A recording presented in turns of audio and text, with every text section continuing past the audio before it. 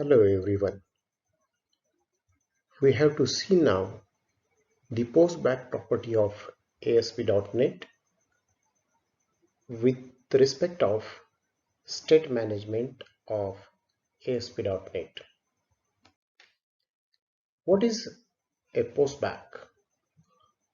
Let us discuss with the postback all the web applications which are running on the web servers, and those applications make a request to the web server.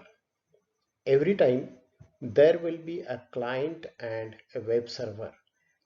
So a user can make the request to the web server. The web server has to return the response to the user. The postback is the name given to the process of submitting all the information that the user is currently working on and send it all back to the server. Now, this process of submitting all the information which user is currently working, and he will send some information to the server, but postback is actually sending all this information from client to web server. Also, the web server processes this all contents and this will return back to the client. Now, this is called as a postback property. For example, just see here, if not equal to is postback, then we have to generate some dynamic form. Otherwise, process the submitted data. Process the submitted data. This is a particularly conceptual example of this postback.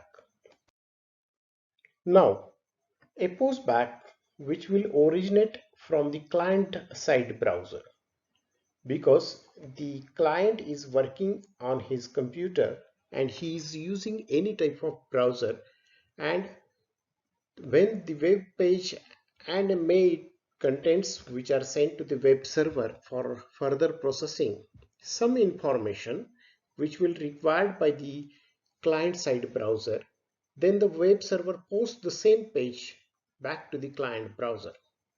Normally, one of the control on the page will be manipulated by the user, for example, button click. This is control will initiate a postback property. This control, that is the button click, will initiate the postback property. Then the state of this control and other controls on the page is posted back to the web server. Now, there is a do postback function which will require for additional hidden inputs which are used to responsibility setting for the values and with the information which will be an appropriate. Also, the events which will be submitting the form.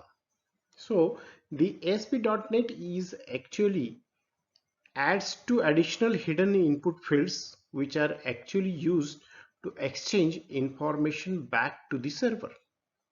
This information will consist of, for example, ID of the control, that the raised the event, and additional information if needed.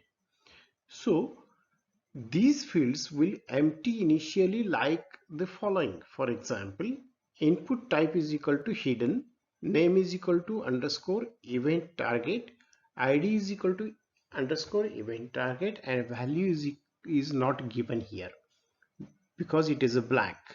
Now this ID and value are two hidden input fields which will be given and which will be used to exchange information back to the server. The same thing which is given here with the input type hidden, name is equal to underscore event argument. So event target and event arguments are two input fields which will be again used to exchange information. Now the do postback function which has some responsibility for setting these values with the appropriate information about the event and submitting the form. So for example, the function is shown below. Just this is given in JavaScript, that is the script language is equal to in bracket text slash JavaScript. This particular function is written in JavaScript, and the function shows that there is a do postback function. This do postback function which will be checked if there will be any form which will be not submitted, the form submit which is not equal to false, uh, that is true, then the form dot event target value and dot that form dot underscore event argument value will be the targeted value and argument value, which will be shown with this function underscore do postback. Now the ASP.NET will generate the do postback function automatically, which will be provided at least one control on the page and uses automatic postback property.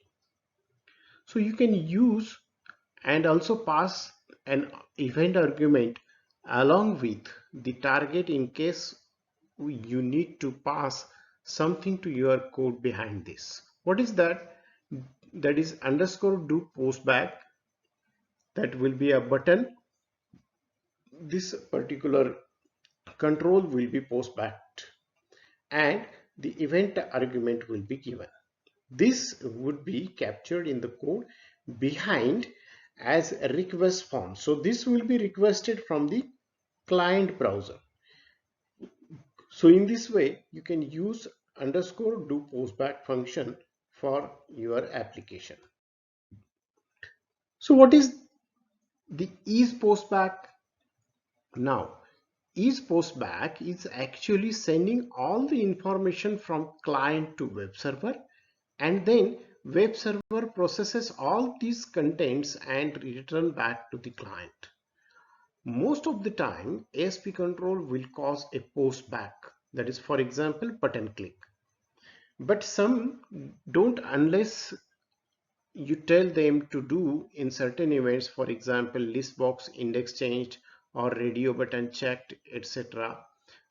All these type of different events also we can use in ASP.NET, but that will ASP.NET page will be upon the postback property which might be needed here. You can see at the left hand side the figure which will show the client which will be requested to the server, that is IIS, Internet Information Services, and this will be given to the page event. Whatever the page is requested, those page events will be requested from the client. Now this is postback is equal to true property will give some control the events, and whatever the output will be, the execution result will be sent to this particular IIS server, and the IIS server will provide this to the client.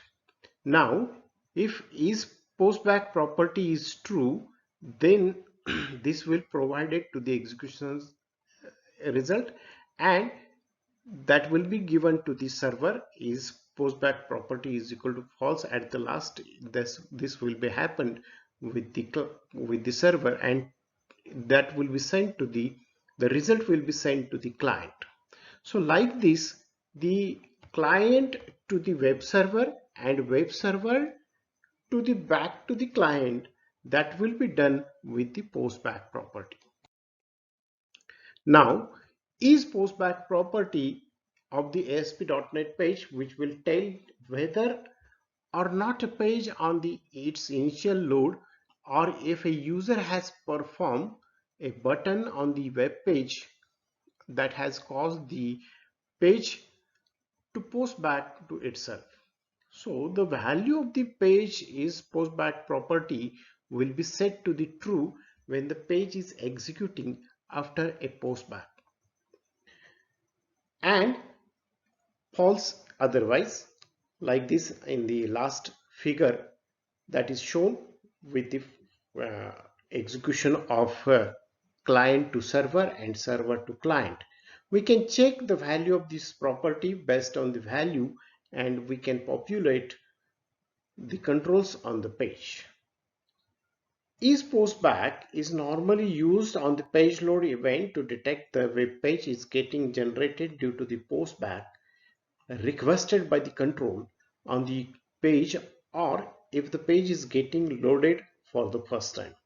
This is the C# source code which is shown with the page load event, and that will be given if no not equal to is postback having the that will be true, then and then it will generate form, otherwise this will process the submitted data to the server. Now this will be the is postback property which will show the web page that will be caused from the client to server, and whatever the request from the client will be done, given and processed by the server. Now this is the cross-browser posting in ASP.NET. Each web server control which has its own properties and events. Now we are using number of web server controls in our application, and that have many properties and events. Now if we are firing some events of the control, web page will post back to the same page by default. So by default there will be some any page, and that page will be controlled by the web server.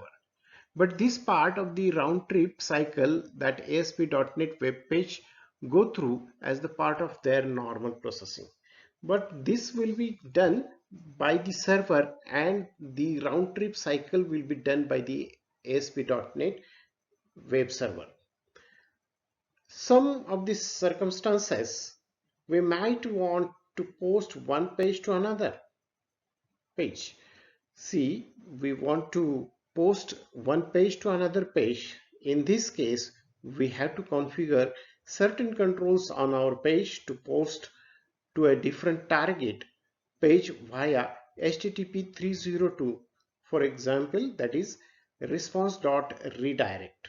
So this HTTP protocol 302 will be used for response.redirect. That means that it is a concept which is used to submit one page, that is source.aspx control, to another page, that is destination.aspx, and access those pages, that is source.aspx control value, and in another page, that is destination.aspx. All this will be done with the cross page posting, and this will be enable you to post the web page and web page control values to another web page. Like this, the cross page posting in ASP.NET will be get occur. Now this is the particularly a source code which is written for the cross page posting in ASP.NET. If page dot previous page is not equal to null, then and then button is equal to button in bracket page dot previous page, this is very important thing, dot find control, and that method previous page method find control method will give the button control from one page to another. Now the label text will be whatever the button text will be get displayed on the uh, web page. So like this, in cross page posting, on click of the button there would be no any return tree. So in cross page posting in ASP.NET, that will be send some data to another page, or you can use the another web page from a previous page, like this. We shall see this in our next video, the example of cross page posting. Thank you very much for the watching this video.